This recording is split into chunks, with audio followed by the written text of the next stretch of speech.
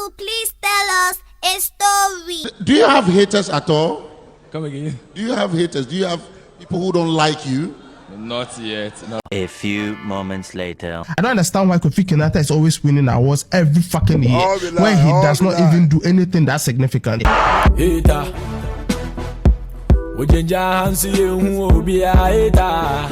Yo. Just because they like him, they just want to give him an award. Is it better? If it's set up, suited for the award more than Akwabwa or Sinaso? Does he sing better than them? Does he have a better record than them? Bro, it's always like he's the favorite guy for.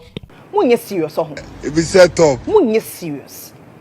The big men, so they feel like, oh, KOFI KINAATA, the Mumpe big man every single year.